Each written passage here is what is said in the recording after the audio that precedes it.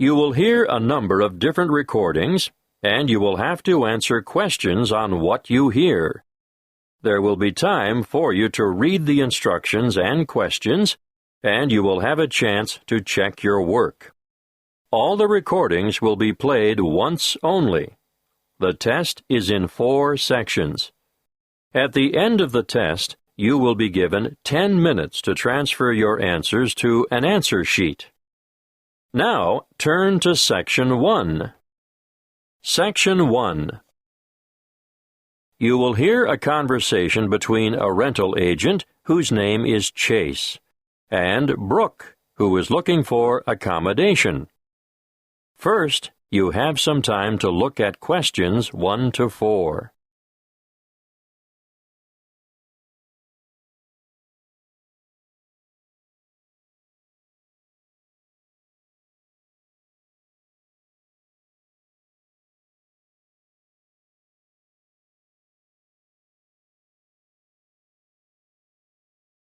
You will see that there is an example that has been done for you. On this occasion, only the conversation relating to this will be played first. Good morning. My name is Chase. I'm the duty agent. Good morning, Chase. I'm Brooke Fields, and I'm looking for new accommodation. I'm sure I can help you with that, but let's get some particulars first, Brooke. What did you say your family name is? Fields. Brooke's family name is Fields, so Fields has been written in the space. Now we shall begin. You should answer the questions as you listen, because you will not hear the recording a second time. Listen carefully and answer questions 1 to 4. Good morning. My name is Chase. I'm the duty agent. Good morning, Chase. I'm Brooke Fields, and I'm looking for new accommodation. I'm sure I can help you with that, but let's get some particulars first, Brooke. What did you say your family name is? Fields. Good. Now, how old are you, Brooke? 26, almost. I'm still 25, but my birthday is next month, on the 24th of September. I see. And how long have you been in Australia? Quite a while now.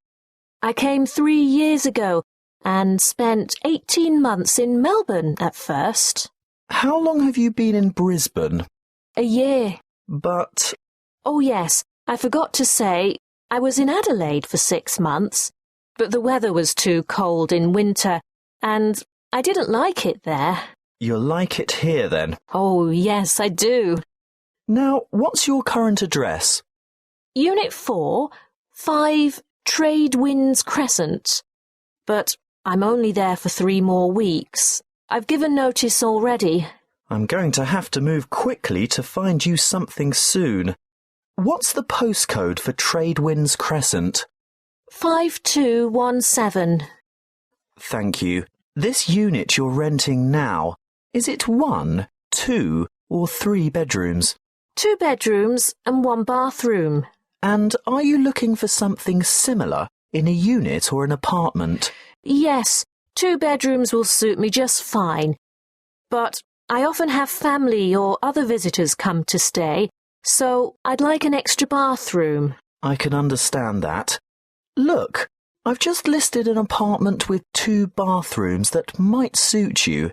Would you like to have a look? Have you got time now? Good. Before you hear the rest of the conversation, you have some time to look at questions 5 to 10.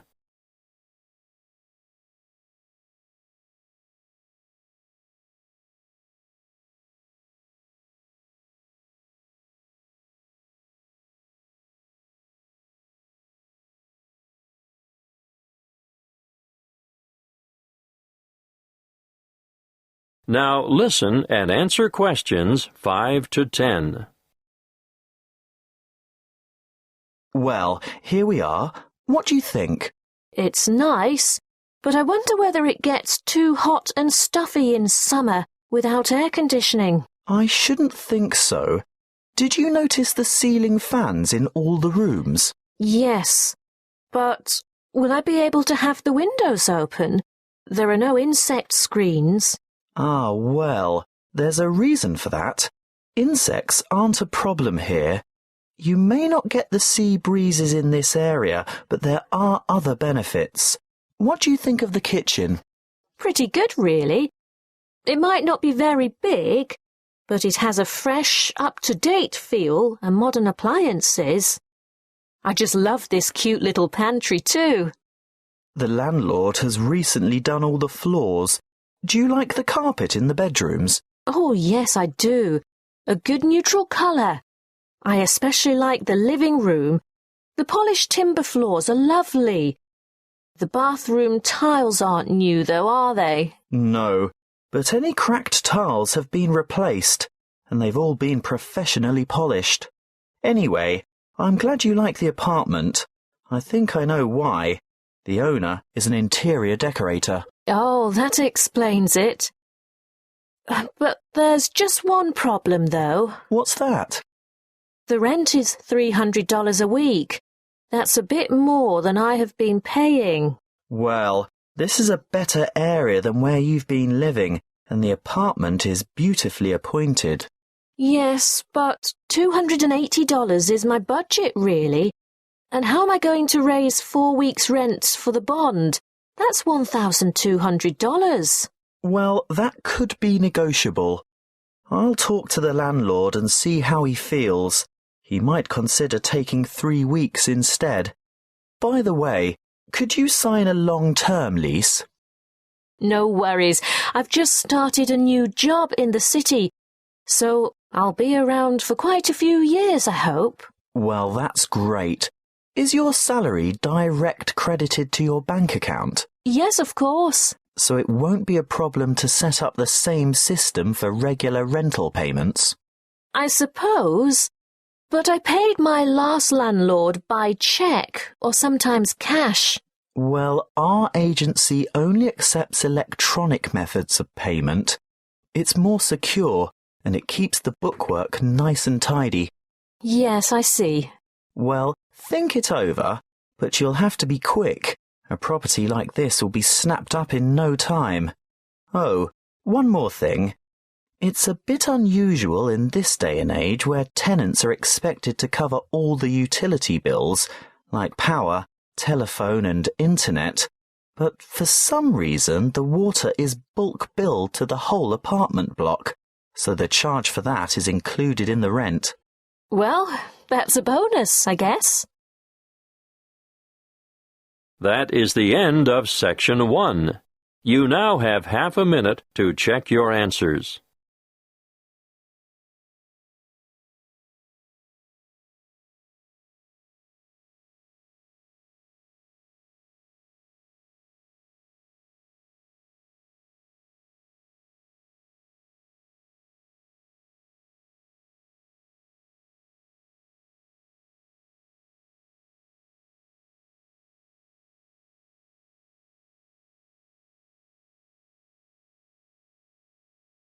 Now turn to Section 2. Section 2. You will hear a crime prevention and fire safety officer talking to a group of new residents. First, you have some time to look at questions 11 to 15.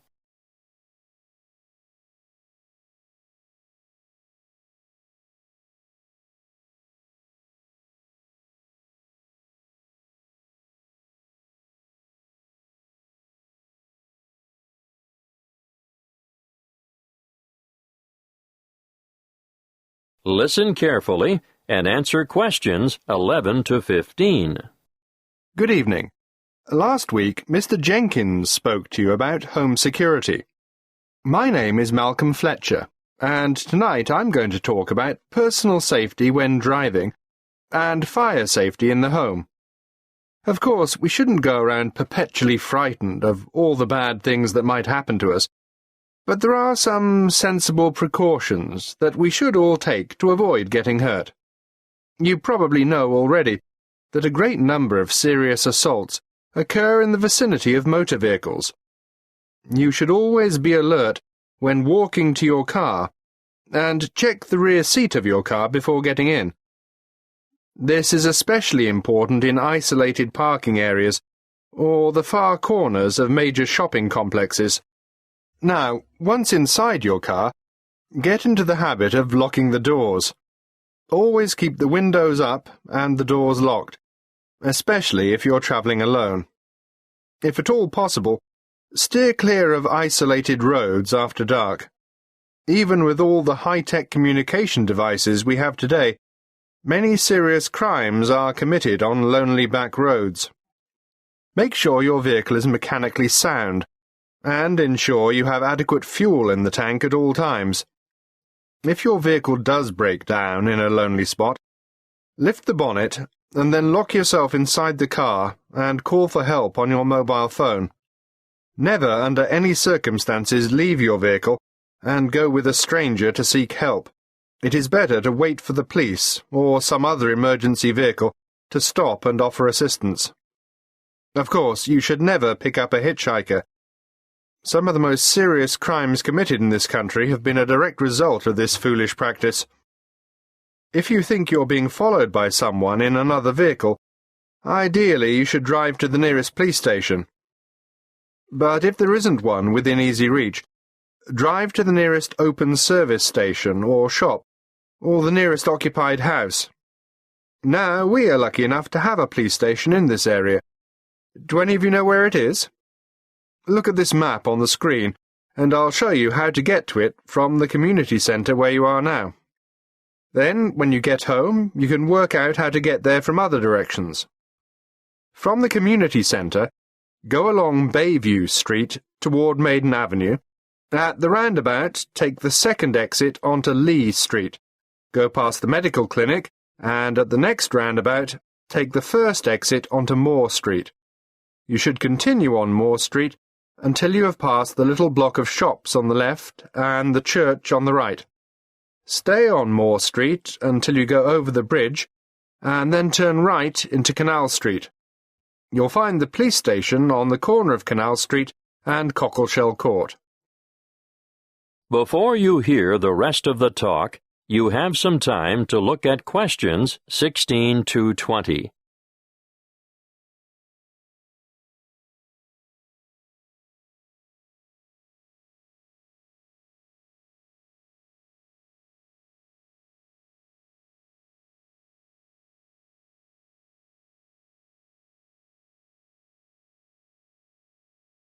Now listen and answer questions 16 to 20. Now let's move on to fire safety. Before I talk to you about safety precautions and procedures, I'd like to mention some of the effects of smoke and heat on humans. There are 4 ingredients of fire, namely oxygen, fuel, heat, and chain reactions. Almost all materials burn, and most household goods burn very easily. The air we breathe contains about 21% oxygen. As fire burns, it consumes oxygen, thereby reducing the oxygen content of the air. When that is reduced to 15%, oxygen deficiencies in body tissue cause an impairment of muscle control and dexterity. At between 10 and 14%, judgment and reasoning are affected. Oxygen reduction to between 6 and 10% results in unconsciousness, and breathing stops. Sounds scary, doesn't it? But that's not all you have to worry about. Many materials in the home give off toxic gases as they burn. The main toxic gases are carbon monoxide, carbon dioxide, hydrogen sulfide, and nitrogen oxide. Carbon monoxide is an invisible and odorless gas produced in all fires. It takes up the place of oxygen in the blood, thereby reducing the supply of oxygen to the brain.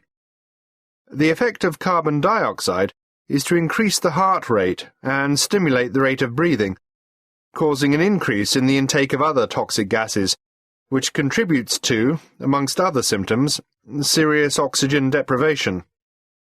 Hydrogen sulfide, on the other hand, affects the nervous system, causing dizziness and pain in the respiratory system. It does occur naturally in volcanic gases and hot springs, and it also results from the bacterial breakdown of organic matter. You're probably familiar with it. You know, it has that characteristic odour of rotten eggs. But make no mistake, in large concentrations, it's deadly. Lastly, nitrogen oxide is another extremely poisonous gas at high levels of concentration, which deadens feeling in the throat and lungs, causes swelling in the throat, and a build-up of fluids in the lungs. That is the end of Section 2. You now have half a minute to check your answers.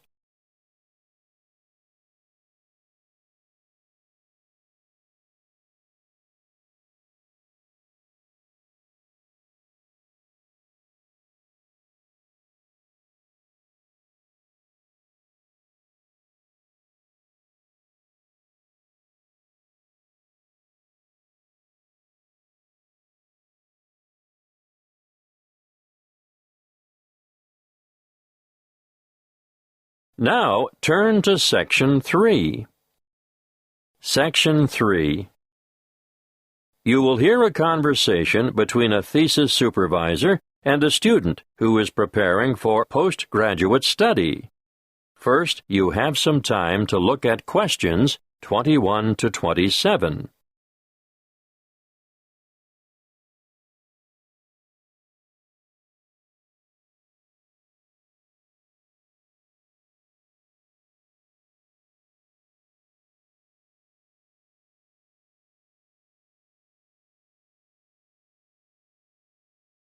Listen carefully and answer questions 21 to 27.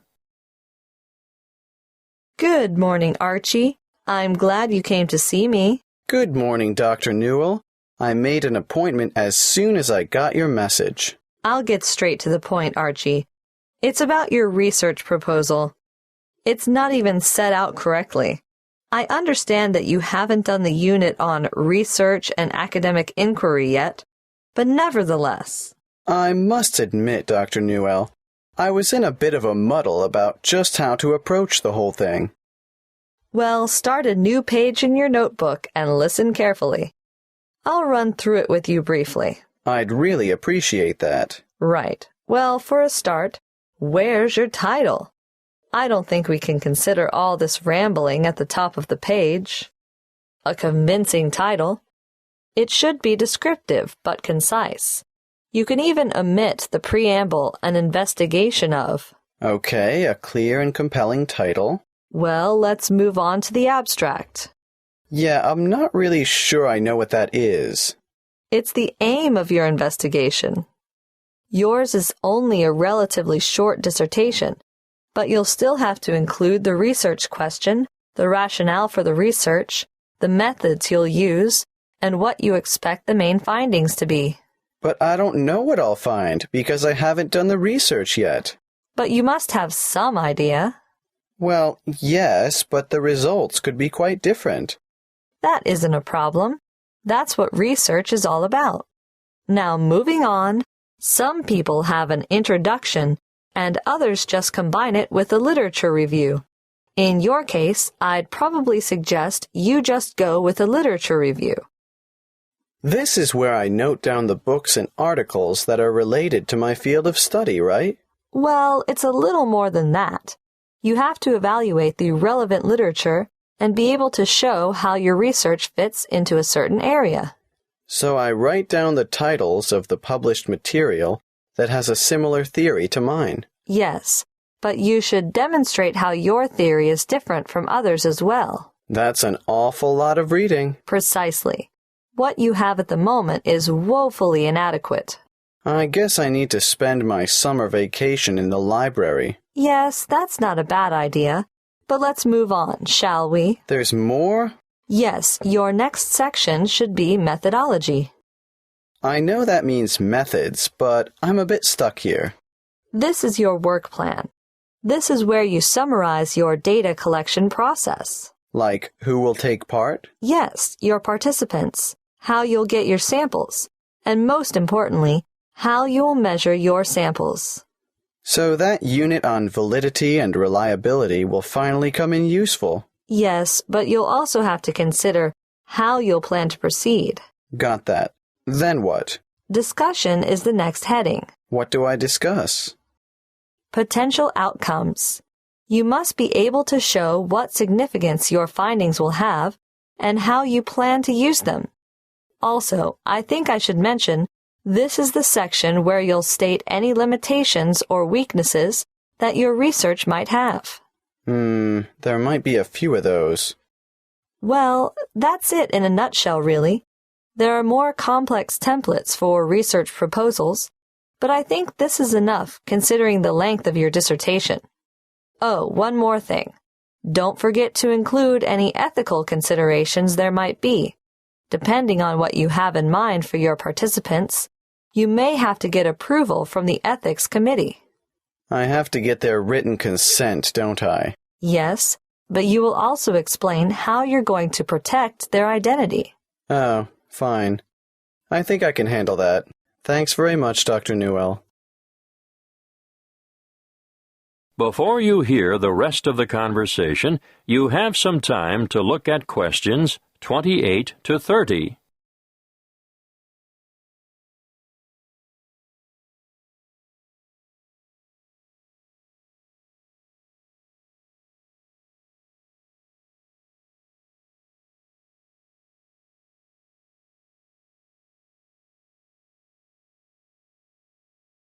Now, listen and answer questions 28 to 30. All I've done is go through the key elements with you. Let me explain that the proposal has to convince me that your project is worthwhile and that you have the necessary competence to carry it through. I understand. As you write it, you need to bear in mind 3 basic questions, and they are, what do you hope to accomplish? Why do you want to do it? And how are you going to do it? I can't make it simpler than that. No, that's really helpful. Thanks. Just a bit more advice, Archie. Students often come unstuck in their proposals because they don't organize their material. They lack focus and rely too much on repetition. Failure to cite references correctly will also go against you. Is APA style good? We don't specify a style in this department, but whatever you choose, it must be consistent. I'll stick with APA. I know that one. Good. One more thing, Archie. Don't ramble. You have a tendency to write without a clear sense of direction and include too much detail on minor issues. Keep the details for the major issues. I'll make a note of it. Okay. Get the revised proposal in to me by next week, and I'll have another look at it before the break. That is the end of Section 3. You now have half a minute to check your answers.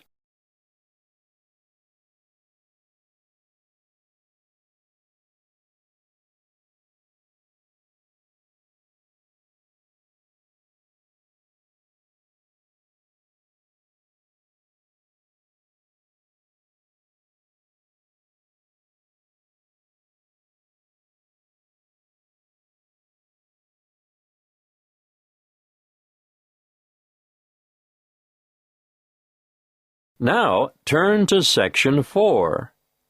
Section 4. You will hear a talk on the topic of decision-making and problem-solving. First, you have some time to look at questions 31 to 40.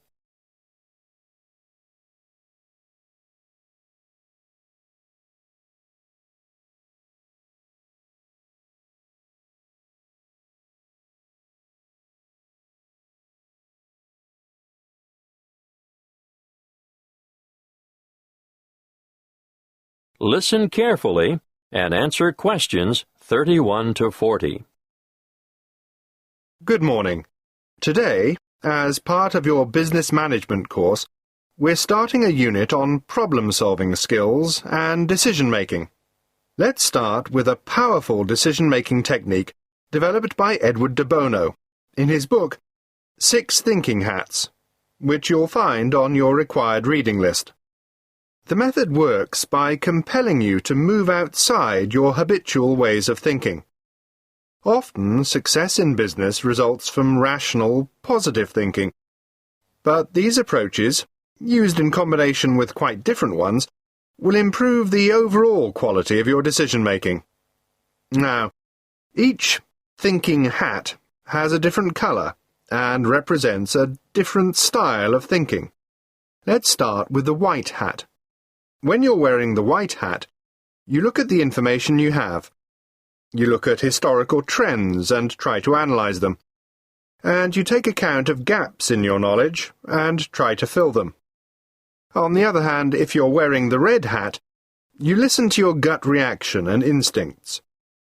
You also try to imagine the intuitive response that other people might have. How would other people, who are unaware of your reasoning and all the facts at your disposal, react? That brings us to the black hat next. Black hat thinking, as its name suggests, is cautious and defensive. And you examine why something might not work. It all sounds very negative, but it is essential to know what the weak points in a plan of action might be. It permits you to alter your approach, eliminate problems, or at least be ready with contingency plans if the worst happens.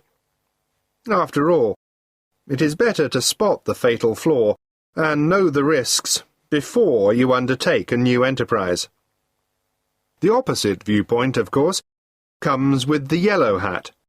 It helps you to continue when the outlook is gloomy or the problems seem insurmountable. Think positively, and you'll see all the advantages and values of the decision and all the opportunities it brings. Let's look at what the green hat has to offer now. It stands for freewheeling, imaginative, inspired, innovative thinking, where there is little or no criticism of ideas. Original solutions to a problem are more likely to arise when you're wearing the green hat.